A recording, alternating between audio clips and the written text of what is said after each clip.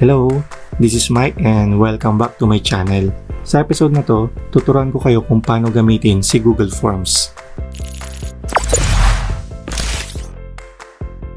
Ayan, bago tayo magsimula, huwag niyo pong kakalimutan na mag-subscribe at i-click yung bell button para ma-notify kayo kung meron tayong mga bagong video tutorials.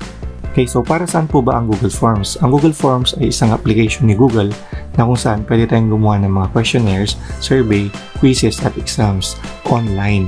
At ang maganda pa dito, once na natapos na natin ang ating forms at ipinasagutan sa ating mga respondents or mga estudyante, automatic na po itong mag-create ng summary gamit ang Google Sheets at pwede natin i-download gamit ang Microsoft Excel. So paano ba gamitin si Google Forms? Una, mag-open po tayo ng web browser. Bago tayo magsimula, make sure na naka-sign in na kayo sa inyong Gmail account. At meron dalawang paraan para makapunta tayo sa Google Forms. Una, pwede tayong pumunta doon sa ating Google Drive. Pindutin lamang ang Google Apps and then hanapin si Drive or Google Drive. Ayan. And then, doon sa may new icon, click lang po natin yan. And then, more. Andyan yung makikita yung Google Forms. Ayan. So, ang isang way para makapunta kay Google Forms, i-type po natin ang docs.google.com. Ulitin ko, make sure po naka-sign in na po kayo sa inyong Google account. And then, dito po sa may hamburger icon na tinatawag, yung main menu, click lang po natin yan and then makikita nyo po dyan yung forms. Ayan, so mapapansin nyo po, meron na pong mga template dito ng Google Forms. So mamimili na lang po kayo, depende sa gusto nyo. Ayan, dahil tuturuan ko kayo kung paano gumawa ng Google Forms, ang pipiliin natin is yung blank, yung wala pang laman. At tayo ang maglalagay ng mga content ng ating Google Form. So i-discuss ko lahat ng iba't ibang category natin dito sa pag-create ng Google Forms. Merong short answer, paragraph, multiple choice, checkboxes, drop-down, file upload, linear scale, multiple choice grid, checkbox grid, date at time, at yung mga settings po niya. So, umpisahan na natin. So, dito po sa Google Forms, ito po yung interface ni questions. So, dito po tayo maglalagay ng mga questions natin, kung quiz man ito, kung exam or survey or questionnaires.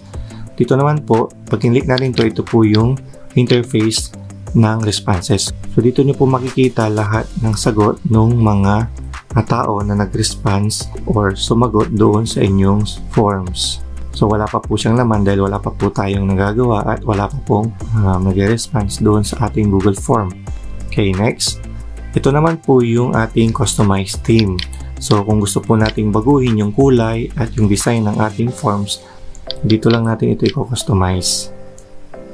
Next is yung preview dito, yung parang eyeball dyan. So, pag click natin ito, makikita natin yung preview ng ating ginawang form. So, dahil wala pa pong laman, so ganyan po itsura niya. Then next, ito po yung sa may settings. So, dito po tayo mag-configure mamaya ng ating Google Forms pag natapos na po natin gawin. So, may presentation at may quizzes din po. So, mamaya po ituturo ko po lahat yan. And then, yung nandito po yung send. Once na okay na po yung ating forms, tapos na po, pwede na natin siyang isend sa mga respondents po natin or sa mga estudyante po na sasagot ng ating forms.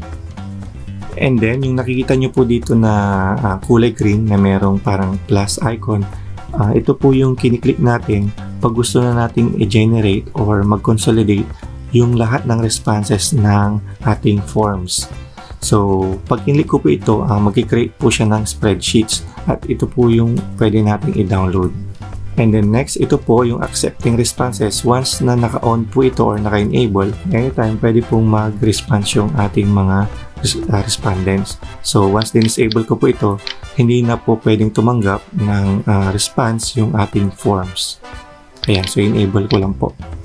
Okay, so balik na po tayo dito sa questions.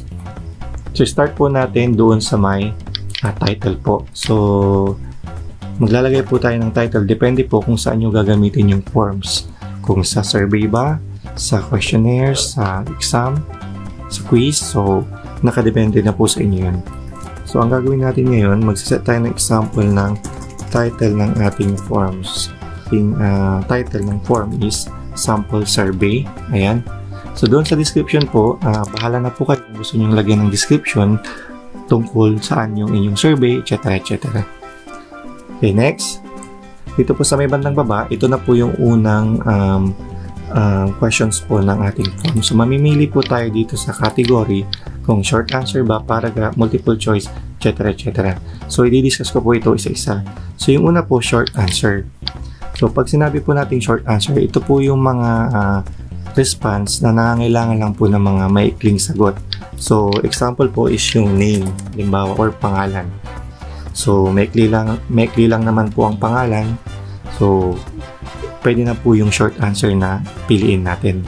Kung napapansin niyo po, meron ditong image icon. So, pwede tayong mag-add ng image po sa ating question. So, pwede po tayong mag-upload or mag-browse galing sa ating computer. Yan. Pwede rin po tayong, pwede po natin gamitin ang ating camera. Pwede rin po yung by URL kung magaling siya sa internet. Pwede rin po yung photos kung meron po kayong mga picture na nakasave sa inyong Google account. Pwede rin po manggaling sa Google Drive yung pictures na ilalagay nyo. At pwede rin naman manggaling sa Google Image yung picture na ilalagay nyo. So this time, hindi po ako maglalagay ng picture doon sa question natin na name. Ayan. So, name, and then dito sa baba, papansin nyo po, short answer. So, dito po sila magta-type ng kanilang response pag okay na po yung ating form. So, dito po sa may bandang baba, kung gusto po natin i-duplicate itong question na to, itong name na ito, click lang po natin duplicate at automatic magkikreate po siya ng duplicate nung unang question natin. So, na-double po. Okay, so i-delete ko na po itong duplicate. Ayan. So next, ito pong delete icon dito. So pag gusto po nating mag-delete ng question, ito po yung i-click natin. And then yung nakikita nyo po dito na required, ang ibig sabihin po yan, once naka-enable po yan, ayan, ibig sabihin required po nilang sagutan yung question na ito. Hindi po sila pwedeng mag-next pag hindi po nila ito nasagutan. So, yun po ang ibig sabihin ng required. So, pag hindi naman po required, ayan, so kahit hindi po nila ito sagutan, mag-next po or magpo-proceed po yung forms natin doon sa mga susunod pang mga questions po. So, yun po yung required. And then, may napapansin po kayo dito na tatlong dot na meron po yung description. Pag gusto po nyo pong magdagdag ng description doon sa question natin, pwede po yun. And then, next po, yung response validation. Ang ibig po sabihin yan, pwede po tayong mag-set po ng response po. Bago po sila mag-type ng response, i-validate po muna ni Google Forms. Depende po doon sa ating validation. Sa halimbawa po, pag ang nakaselect po dito is yung number, lahat po ng pwede po nilang i-reply is number lang po.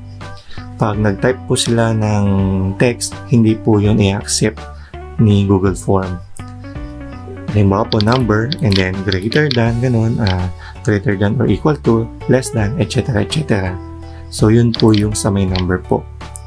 So, what if ang pinili po natin is yung sa text po? Ayan, so ang ibig po sabihin ng text, once na text po ang sinelect po natin dito sa kanyang validation, ang tatanggapin lang po niyang response is text lang po. So, pag maglalagay po tayo ng numbers, is hindi po niya i-accept. Okay, next. Dito po sa length, pag sinabi po natin length, pwede po tayong mag-set kung gaano karami yung character na pwede nilang i-input doon sa ating response. Okay, so pwede rin po natin i-customize yan, depende na po sa inyo. Next. Okay, next is yung regular expressions. So pag sinabi po natin regular expression, ito po yung mga words na pwede natin ilagay na hindi pwedeng tanggapin ng ating Google Form. So, halimbawa po, no, contains, doesn't contain. So, halimbawa po, matches, no. Halimbawa po, once na may tinype po tayong word na might dito sa ating response, no, at ito po yung ating error message or error text. Halimbawa po, not allowed. Ayan. So, pag meron po tayong tinype na word na might dito sa ating response, ang lalabas po is not allowed. So, hindi niya po yung tatanggapin. Preview po natin. Ayan. So, halimbawa po, nag-type po ako ng response natin. Ang response ko is merong word na mic. So, pag sinabi po natin yan, ayan. So, not allowed ang sasabihin niya. Kasi po, na-detect po niya na meron pong matches na mic doon sa ating validation. So, yun po yung tinatawag na validation. Okay po. So, close ko lang po ito. Ayan. Balik tayo dito. Sa case na to, tatanggalin ko po yung response validation and then yung description. Tatanggalin ko na po yan. Ayan. So, name. Name lang ang kukunin natin dyan. Next, mag-add po ulit tayo ng question. So, click lang po natin tong add sign dito. Ayan. Add question. So, question po natin. Next po natin dito sa category is paragraph. So, ano pong pinagkaiba ng short answer doon sa paragraph? So, yung short answer po, tulad ng sabi ko kanina, ito lang yung mga question na nangangailangan ng maikling sagot, no? Short answer lang. So, pag sinabi naman natin na paragraph, ito po yung kailangan po ng long answer text. Halimbawa po itong question na ito. Ayan. How would you describe yourself? So, yung tanong na yan is nangangailangan po ng long answer. So, ang pipiliin po natin yan is yung paragraph. Ayan. So, ganun din po, pag required po sagutan ang question na to, i-enable nyo lang po yung required dito. Ayan, so naka-enable na. And then, depende rin po sa inyo kung mag-set po kayo or maglalagay kayo ng description tungkol sa tanong na to or ng validation. Okay, next, add question po tayo. Ayan. Next is yung multiple choice. Ayan. So, sa multiple choice po, ito po yung tanong na kung saan mayroon na po silang pagpipilian na options po. So, halimbawa po, ang question po natin is gender. Ayan. Halimbawa lang po, ayan, gender. So, napansin nyo po, nung tinepe ko po yung gender, may sinasuggest po agad si Google Forms, no? Yung add all, no? Pag sinabi natin add all, lahat po nito is i-add niya yung female, male, prefer not to say, and other. So, try na po natin i-add yung add all. Kung ayaw na po mag-type dito sa option 1 ng female, ayan. And then, add option 2 na male, ayan. I-click na po natin tong add all para hindi na po tayo mag-type. So, click ko po tong add all. Ayan. So, kung napapansin nyo po, nilagay niya na po yung female, male, at yung prefer not to say. Ayan. So, yan po yung multiple choice. So, pipili po mamaya yung ating respondents ng isa dyan po sa tanong na gender. Ayan. So, ayan, kung mapapansin nyo po, may add image dito. Pwede nyo pong lagyan ng image yan. No? And then, i-require din po natin ito kasi gusto po natin na masagutan nila itong question na ito. Pwede rin po tayong mag-set ng description. And then, meron po tayo dito mapapansin na go to section based on answer. So, ang ibang tawag po dito is yung branching. Kumbaga, branching, no? So, mamaya ko po i-discuss yan kung ano po ang gamit niyan. And then, yung last one dito is meron po yung shuffle option order. So, pwede po natin i-shuffle yung pagpipilian. So, sa tanong nito, hindi ko na po i-shuffle. Okay na po yan. Okay, so next po. Add ulit tayo ng question. Ayan.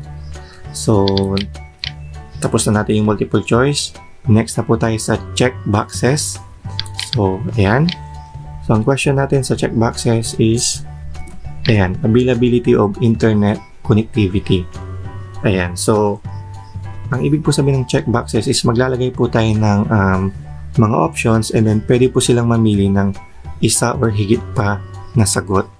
So, halimbawa po, availability of internet connectivity, packet Wi-Fi, broadband, add ako ng option number 3, DSL, fiber, add ulit ako ng option number 5, mobile data, and then add ulit ako ng isang option dito, number 6.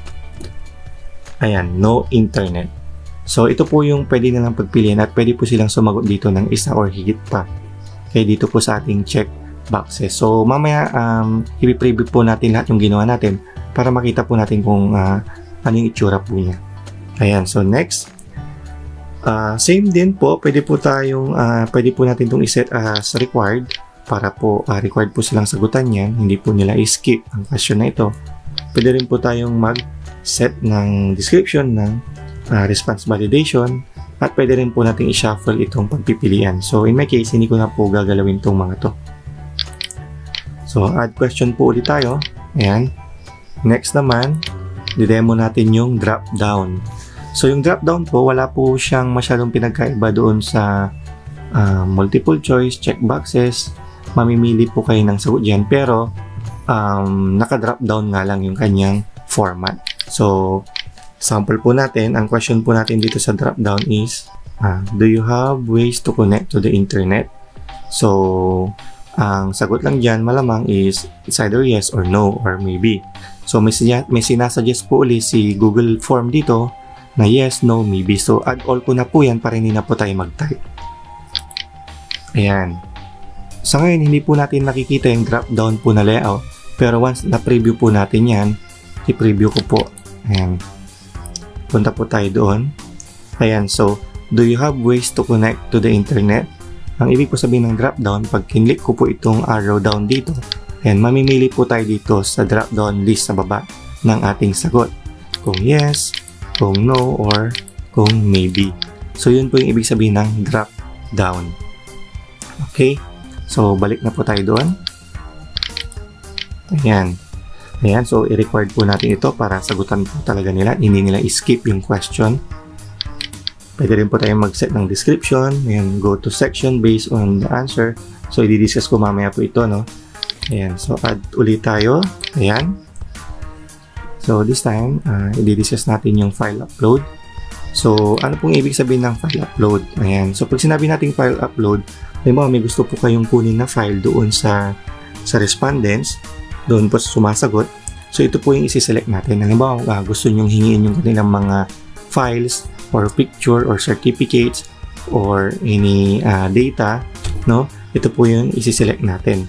So files will be uploaded to the form owner's Google Drive. So ma-upload po yung kanilang mga files doon sa Google Drive nung gumawa po nung form. Halimbawa, ako po yung gumawa ng form. Sa Google Drive ko po papasok yung mga files na isi-send po nila or i-upload nila. Okay? So, yun po. So, continue po natin ito. Ayan. So, dito po yung question natin doon sa file upload. Ayan. Halimbawa po, ang question po natin dito is, ayan, please upload scan copy of your certificates. So, ang gagawin po nila is i-upload po nila yung kanilang mga certificates dito sa ating Google Form. So, meron pong option dito. Sabi niya dito, allow only specific file type. So, pwede po tayong mag-set ng specific file types. Halimbawa, kung documents lang ba yung i-accept natin, pwede rin pong spreadsheets, PDF, pwede rin pong video, presentation, drawing, image, and audio. So, mamili na lang po kayo dito ng file types na i-accept nyo doon sa response nila. Okay? So, ang pipiliin ko po dito is documents, spreadsheets, certificates, PDF. So, ang pipiliin ko po dito is documents, PDF, and image. Dahil certificates po yung hinahanap natin. Okay, next. Doon po sa maximum number of files, pwede po tayong mag-set kung ilang files po yung i-accept or i-upload nila. So, pwedeng isa, pwedeng 5, at pwedeng 10. Doon naman po sa maximum file size, ito po yung size ng files na i-upload nila. So, halimbawa po, ayaw po natin lumampas ng 10 MB yung i-upload nila, ito po yung isi-select natin. Pwede rin pong 100 MB, halimbawa po, 10 certificates po yung i-upload nila and then medyo malaki-laki yung size niya. So, lakihan din natin yung size nung ating files na i-upload. So, maximum of 100 MB. And then, may mababasa po tayo dito sa baba na this form can accept up to 1 GB of file. So, malaki-laki na po yung 1 GB at certificates lang naman yung hinihingi natin. So, pwede na po yun. Pwede na po tayo doon sa 100 MB. Halimbawa, hindi po maiwasan video yung hinihingi nyo po na gusto nyo pong i-upload nila at kadalasan po ng video is may malalaking file size, pwede rin po nating lakihan yung 1 GB po dito. Click lang po natin yung change and then doon sa maximum size of all files upload, yung 1 GB po dito, 1 GB, lakihan po natin. Pwede po tayong mag-set ng 10 GB, 100 GB, or 1 terabyte. So, dito po tayo magsiset kung gaano po kalaking file size yung pwede nilang i-upload. Ayan. So, i-record ko din po ito. Ayan. And then, pwede po tayong mag-add ng description dito sa question na ito. So, next, add ulit tayo ng question. Ayan. Tapos na natin yung file upload. Next is yung linear scale. So, ano po ba yung linear scale? So, ang question natin para dito sa linear scale ay, how likely is it that you would recommend this company to a friend? So, halimbawa po, mamimili po sila ng from 1 to 5. So, pwede po tayong maglagay ng level dito kung ano yung 1 at ano yung 5. So, sa 1 po, example po, ayan, not at all likely. And then doon sa number 5, extremely likely. Ayan, so i-preview po natin para makita natin ang itsura. Ayan. Ayan, so ito po yung ating linear scale question. How likely is it that you would recommend this company to a friend? So, mamimili po sila from 1 to 5. Ayan. So, yan po yung kanyang itsura ng linear scale. So, balik po tayo doon. Ayan, so required din po natin to dahil gusto natin nasagutan nila itong question na ito. Then next. Ayan, so next tayo doon sa multiple choice grid. Sa multiple choice grid, para din po siyang linear scale. Yun nga lang, meron na siyang rows at meron na siyang columns. So halimbawa, ang question natin dito is, please rate our performance. So, doon po sa row number 1, ang ilalagay po natin dyan ay, ayan, products. Halimbawa po, software application. Doon sa row number 2, ang lalagay natin ay technical support. And then, doon sa row number 3, ang lalagay natin data quality. Ayan, so meron tayong tatlong examples dito. Doon naman sa column, excellent, and then good, and then poor. Ayan. So, tignan natin ang may itsura nito. Ayan. So please rate our performance, no? Meron tayong row dito na products, technical support, and data quality. So, nandiyan po yung excellent, good, and then poor. Halimbawa doon sa products, yan, mamimili sila kung excellent, kung good, o kaya poor. Ganun din po sa technical support, kung excellent, good, o kaya poor. Ganun din po sa data quality. Ayan, so yan po yung itsura ng ating multiple choice grid. Ayan, so balik tayo doon. Ayan, so i-require natin yung pagsagot po dito. Ayan, so require a response in each row. So pag enable po natin ito, yung participants po or yung respondents po, kailangan niya po mag-response sa bawat row. And then dito sa more option natin dito, pwede po nating i-limit yung response per column. So, nasa sa inyo na po yan kung ano po yung prepare nyo dito sa ating multiple choice grid. Ayan. So, next, mag-add ulit tayo. This time, add natin yung checkbox grid. Ayan. So, ang question natin dito sa checkbox grid is, what date and time works best for you? Select all that apply. So, halimbawa po, dito sa row 1, Monday, sa row 2, Tuesday, and then sa row 3, Wednesday. Ayan, so 3 examples lang po ang lalagay natin. So, sa inyo, depende kung gaano karami yung gusto nyo po dyan sa rows. And then, dun sa column po, halimbawa po is 8 a.m. Ayan. And then, 10 a.m. and 11 a.m. Ayan. Kayo na pong bahala kung gusto nyo pong mag-add ng column. Ayan. So, tignan natin ang magiging itsura nito. Ayan. So, ito na po yung checkbox grid. What date and time works best for you? Select all that apply. Ayan. Sa checkbox grid po, pwede po ang multiple selection dito. So, pwede po tayong mamili ng kahit ilan po. Compare po doon sa multiple grid, isa lang po yung pipiliin natin kada row. Dito naman po sa checkbox, pwede po tayong mamili ng isa or higit pa. Ayan.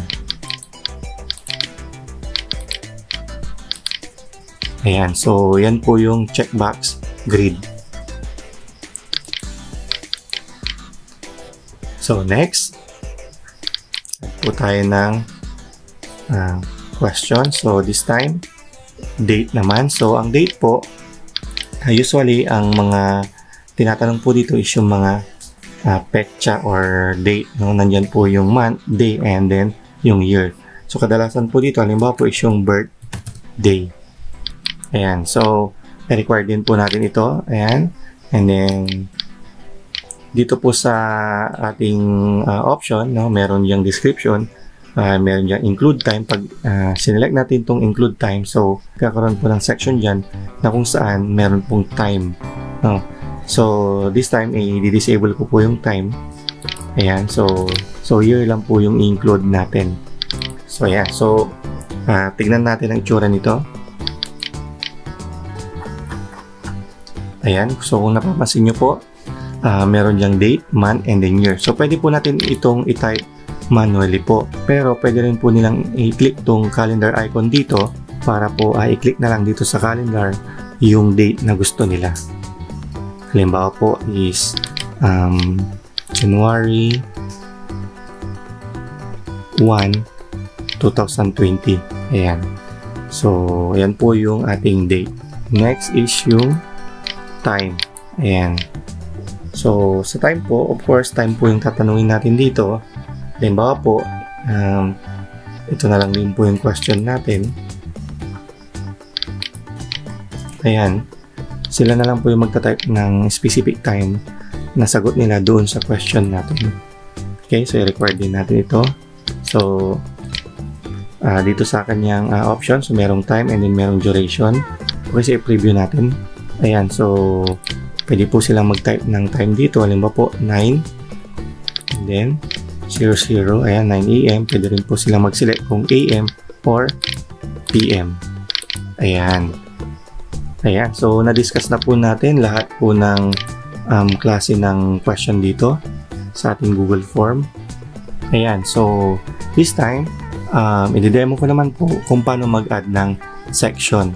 So, ano bang ibig sabihin ng section? So, yung section po, yun yung parang magsiset ka ng boundary doon sa ating mga question.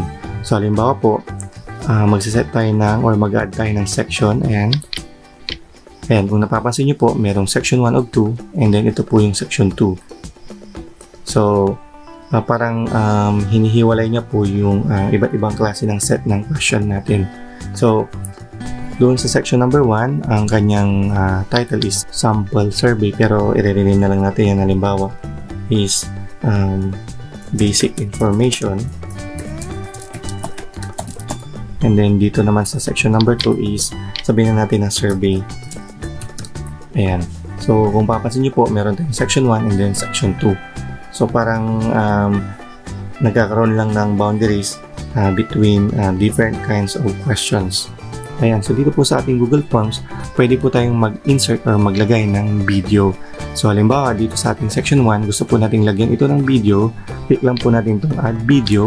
So, papansin nyo po, YouTube po yung icon dito. So, sa YouTube lang po tayo pwedeng kumuha ng mga video na ilalagay natin dito sa ating Google Form.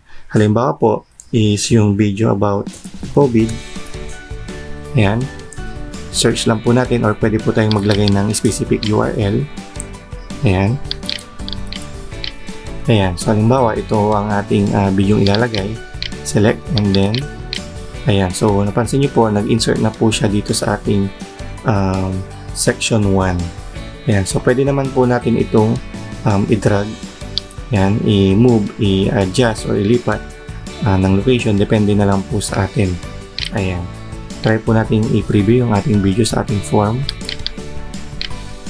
Ayan, so pansin nyo po, ito po yung section 1 and then nilagyan po natin ito ng video na pwede pong i-play.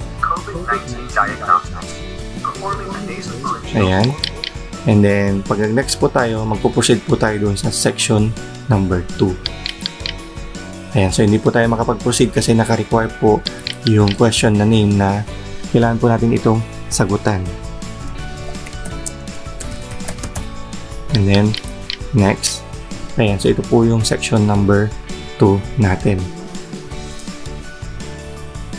Ayan. So, next. May nabanggit po ako kanina about yung branching or yung tinatawag na go to section based on answer. So, ganito po yun. Ayan, so mag-add tayo ng section dito. Ayan, so sa section na to, halimbawa, ang title ng section natin is about connectivity. Ayan. And then, add tayo ng question under connectivity. Let's say, for example, ayan, do you have an internet connection? So, iselect na lang po natin yung sinasuggest niya dito. Ayan, yes, no. And then, tatanggalin ko po itong maybe kasi ang gusto ko lang po na sagot dito is yes or no. Ayan. So, doon po sa branching na tinatawag or yung go to section based on answer, kapag yes po ang pinili nila, magpo-proceed siya doon sa question na kung saan related doon sa unang question. At kapag no naman ang pinili nila, magpo-proceed na siya doon sa next question na hindi related doon sa unang question. So, ganito po yun. Mag-add po ulit tayo ng section. Ayan, section number 4. And then, title natin is Internet. Ayan. So, add tayo ng question dito. Halimbawa, select your ISP or yung Internet Service Provider. Ayan. So, option number 1, let's say PLDT. Number 2, Converge. And then, number 3, Smart. Number 4, Globe. Ayan. So, add ulit tayo ng isang section. Halimbawa, Market. Ayan. So, add tayo ng question dyan. Ayan. So, yan po yung question natin dyan. And then, select tayo dito ng halimbawa, linear. Ayan. And then, from 1 to 5. So, let's say yung 1 is rarely. And then, often. Ang mangyayari po dito sa ating branching, ayan, so balik po tayo dito sa section number 3, yung una nating question. Ayan, so mag-add po tayo dito ng go to section based on answer. Ayan, so kapag ka yes ang sagot nila is magpo-proceed po siya sa section ng internet which is related po doon sa tanong natin. Kapag nag-no naman is mag-jump po siya doon sa another type of question po na hindi po related doon po sa ating tanong. Okay, so go to section number 4 pag yes, and then pag no naman, go to section number 5. So, tignan po natin, no, ang magiging itsura nito.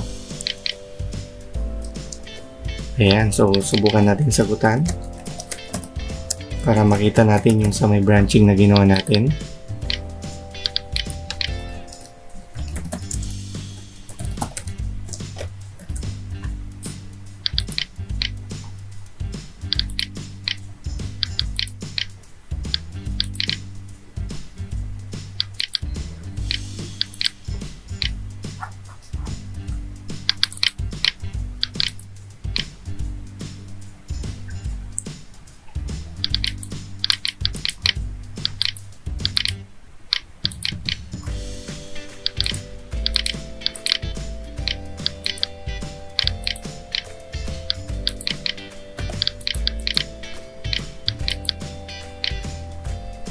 Ayan, so ito na po yung sa may branching na ginawa natin.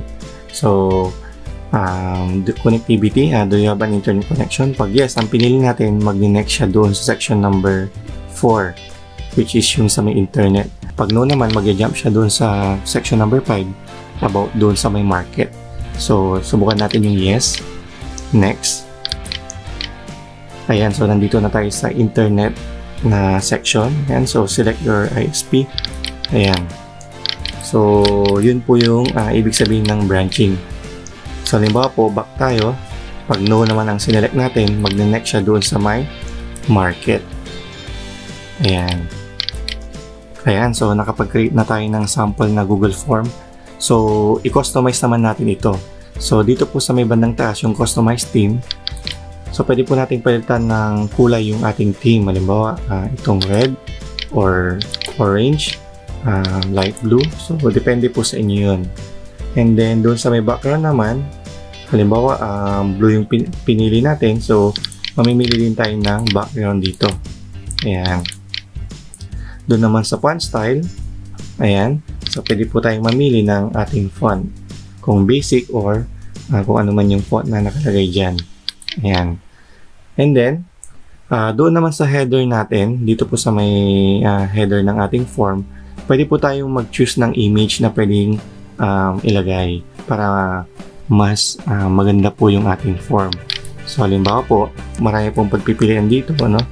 Mamili na lang po kayo. Ayan, so halimbawa sa akin, ang pipiliin ko po is halimbawa po ito, ayan, and then insert.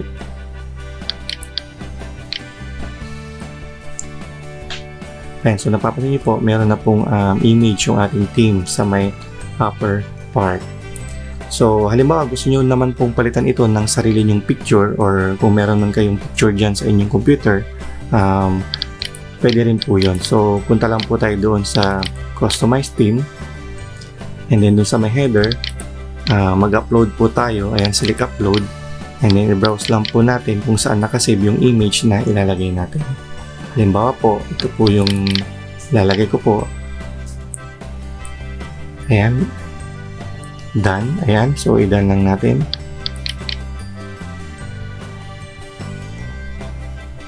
Ayun. So, ito po yung image na in-upload ko galing sa aking computer. Ayan. And then, ito naman yung ating eyeball icon, no? Ito po yung sa preview yung ginagawa natin kanina. So, pag click po natin yan, ayan, so ipi-preview niya po yung ating form. Ito po yung makikita na ng ating mga respondents na itsura ng ating Google Form. So, pwede po nilang sagutan yan. Ayan, and then ayun. So, balik tayo dito. Sa may settings naman po, ayan, doon sa may general, halimbawa, gusto po nating i-collect yung email ng mga mag-response po sa ating form. I-select lang po natin ito. And then, yung ibig sabihin naman po ng response receipt, so pag nakaselect po ito, makaka-receive po sila ng parang katunayan na nag-response po sila doon sa Google Form natin. Ayan. So, may pagpipilian po dyan if respondents request it or always. Okay. Next naman po, yung require sign in. So, pag naka-select po ito, yung mga respondents is kailangan po mag-sign in sa Google para masagutan po nila itong ating form. Pero pag hindi po naka-select yan, kahit hindi po sila naka-sign in sa kanilang Google account, masasagutan po nila yung form na ginawa natin. And then, next po, yung sa respondents can edit. Pag naka-check po ito, pwede po nilang i-edit yung kanilang response kahit na i-submit na po nila. Pero pag hindi po yan naka-check, once na na-submit nila yung response nila sa ating Google Form, hindi na po nila pwedeng i-edit yung kanilang response. And then next is itong see summary charts and text response. So pag naka-check po ito, makikita po nila yung summary charts and then yung text response nung form natin.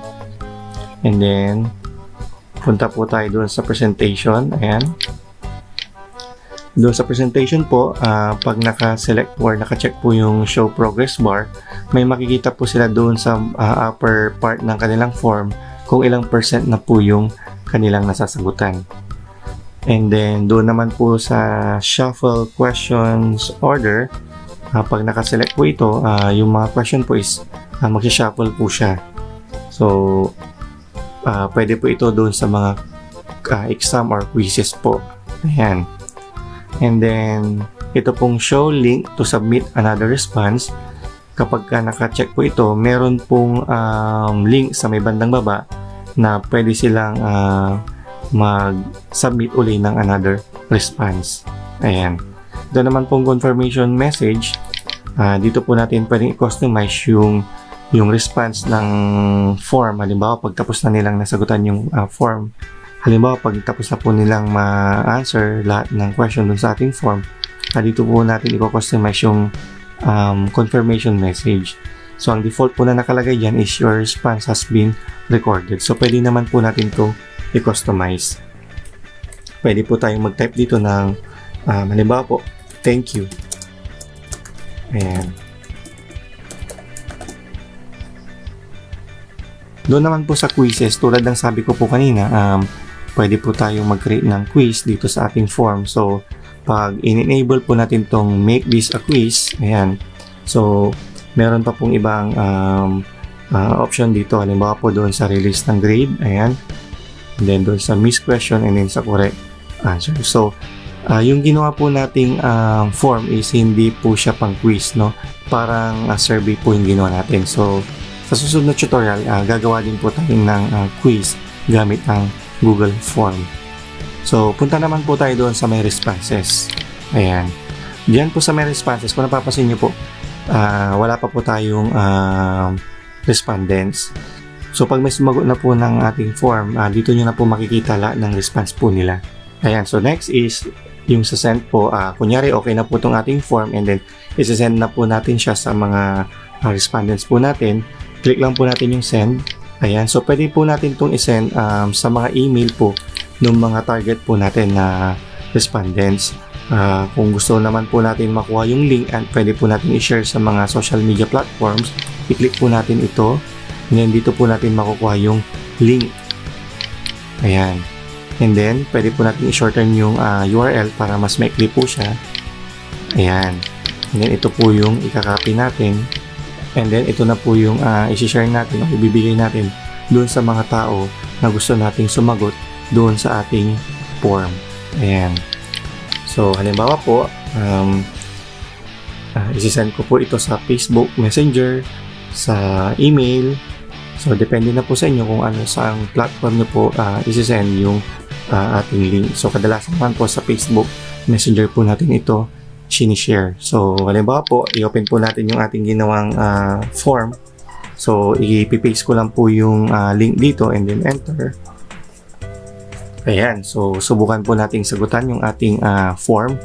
Ayan. So, nung papansin nyo po, merong email address dito. Hindi naman po natin ito nilagay kanina. Pero dahil chinek natin po yung collect email address kanina dun sa may settings. So, ito po yung unang lalabas. So, sagutan po natin.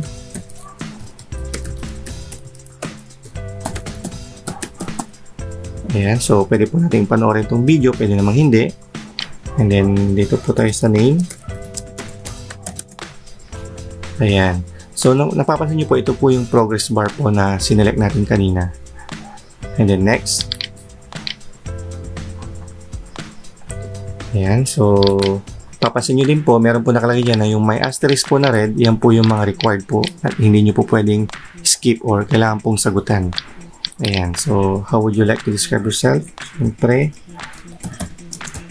ayan, joke lang po. And then gender is female. Internet connectivity, ayan. And then, do you have ways to connect internet? Yes. Ayan, add file. Ayan, click po natin yung add file and then mag-upload lang po tayo. Select files from your device. Okay, pwede natin i-drag dito yung file na i-upload natin. Select lang po tayo. Then, halimbawa po, ito po yung i-upload ko. Ayan, image. And then, upload. And then, sagutan natin itong ating linear scale. Ayan.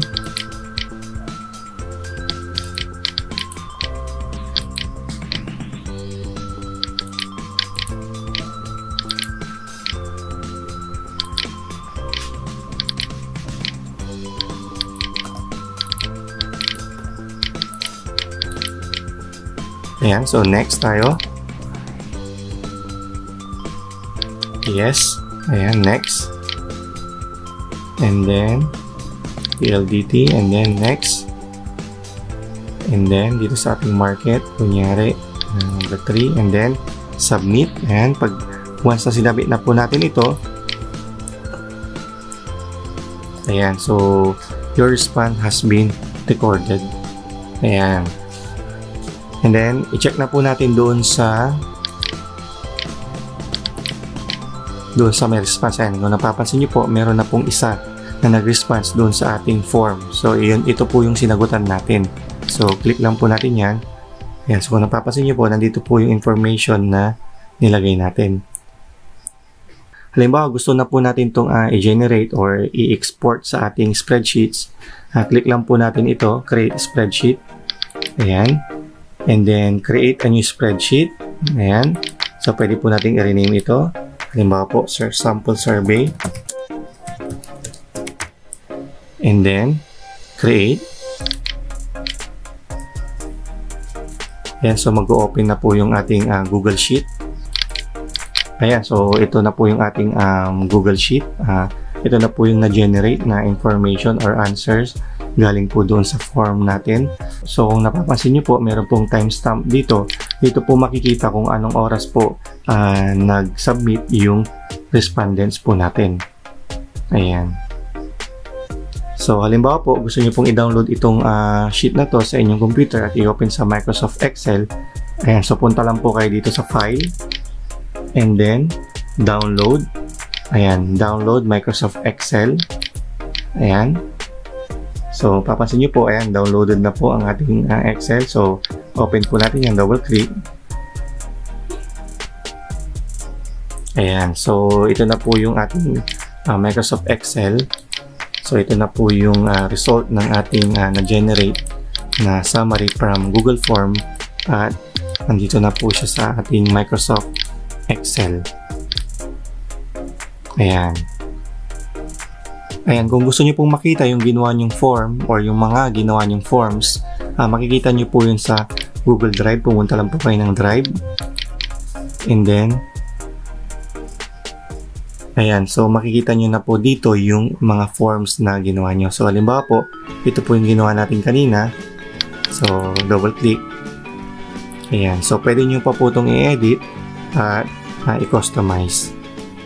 Ayan, so kung meron po kayong mga katanungan or comment, so i-type nyo lang po doon sa ating comment section sa baba. At muli, huwag nyo pong kakalimutang i-subscribe at i-click yung bell button para po makagawa pa po tayo ng mga ganitong klaseng mga tutorial. So, thank you very much po and God bless po.